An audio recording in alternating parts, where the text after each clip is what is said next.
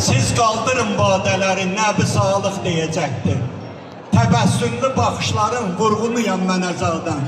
Yalvarıram, içilməmiş sürbə üstə qoyulmasın əldən badə. Bir də vurun badələri, bir də vurun badələri, qoy qədəhlər cingildəsin. Hər obada, hər bir evdə belə musiqi səsi dingildəsin. Sağ olun, var olun, Allah var eləsin, Allah mübarək eləsin. Bağçada gül oldum ay bəy, bağçada gül oldum, çəməndə naxış.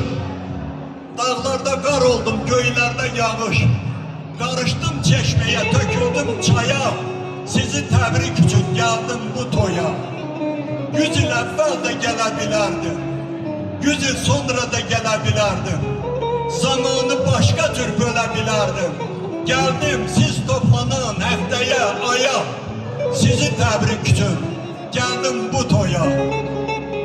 Məzlun da, Fərhad da, Kərəm də sənsən. Məzluna, Fərhada, Qanat da sənsən.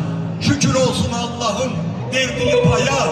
Sizi təbrik üçün gəldim bu toya. Bahar kimi təravətli, gülər üzlü, xoş söhbətli. Fərhad, şirin dəyanətli.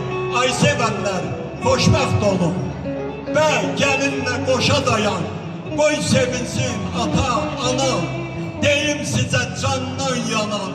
Ay sevənlər, xoşbəxt olun. Nəbi desin sağlıqları, səsləndirə kaman tarı. Əhdi peyman düz ilqarı. Sevənləri, sevənləri, xoşbəxt olsun sevənləri. Allah mübarək eləsin, Allah var eləsin sizləri. Həmişə belə şənliklərdə olasın. Sağ olun, var olun.